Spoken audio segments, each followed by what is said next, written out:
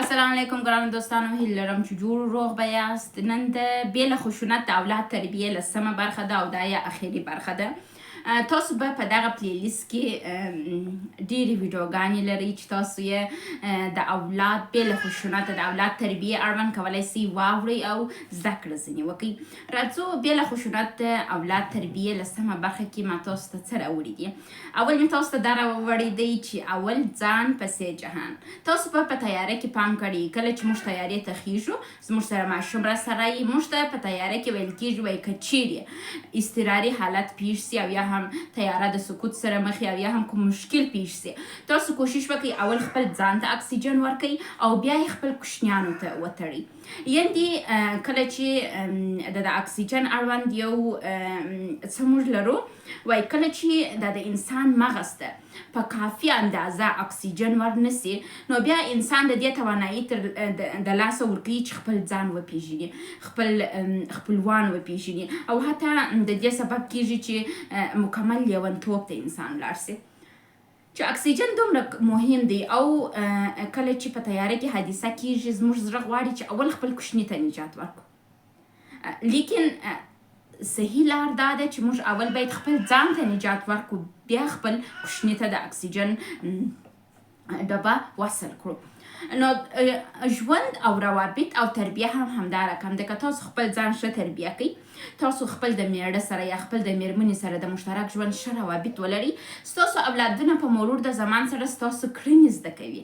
ستاسو چې کوم څه غواړئ اولادو ته ورکړئ، بې له دې چې عملیه کوئ نسئ کولی خپل په اولادو باندې هغه تطبیق کړئ. کوشش وکړئ خپل د ځان سره مینه ولرئ، خپل ځان ته حق اولیت ورکړئ. خپل د ځان سره مینه، خپل ځان ته حق اولیت د خودخواهۍ په معنا نه ده. دا معنا نه لري چې یعنې ته یو خودخواه انسان یې، بلکې دا معنا لري چې ته خپل ځان ته ارزښت ورکوې او دغه ارزښت چې خپل ځان ته ورکوې په مرور د زمان سره ستا اولاد اخلي او ستا اولاد همداسې تربیه کېږي چې خپل ځان ته توجه ولري.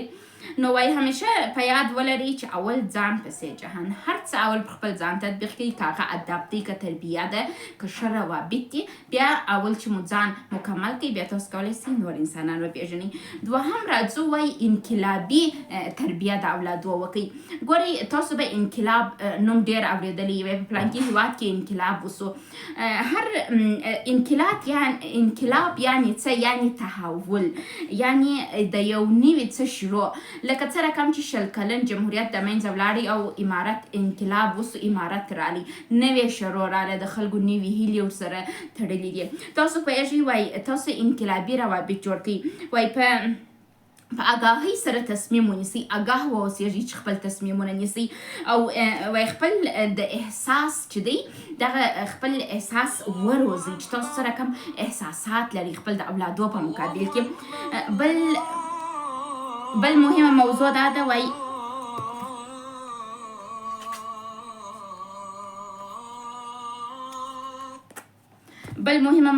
وایي د انقلاب په مقابل کې تاسو د مقاومت سره مخ کېږئ. لکه څه رقم چې په سیاست کې انقلاب وسي نو د نورې سیاسي ډلې د هغوی سره مقاومت کوي. نو په اولاد په تربیه کې او په شخصیت جوړول کې او په روابطو کې هم همداسې دي. کله چې تاسو غواړئ نوي قوانین وضع کوئ، نوي قوانین راولئ، نو تاسو مقابله سره مخ کېږئ.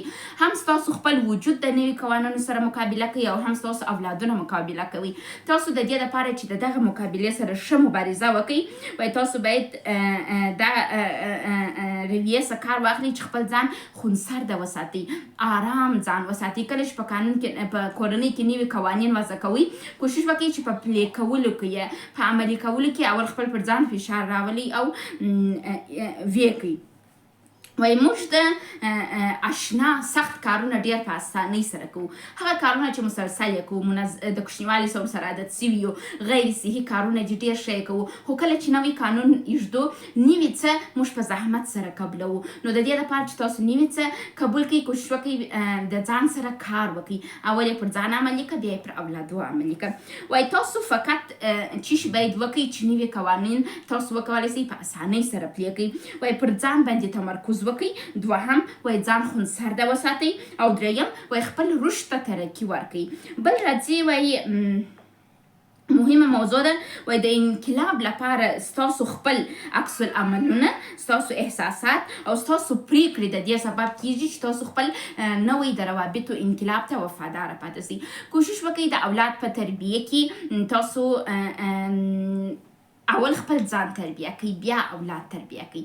خپل روابط خپل د میرمنې او د میړه سره ښه وساتئ تر څو ستاسو اولادونه ښه روابط زده کړي او راتلونکي کې مو یو ښه اولاد به ټولنې ته ورکړی وي.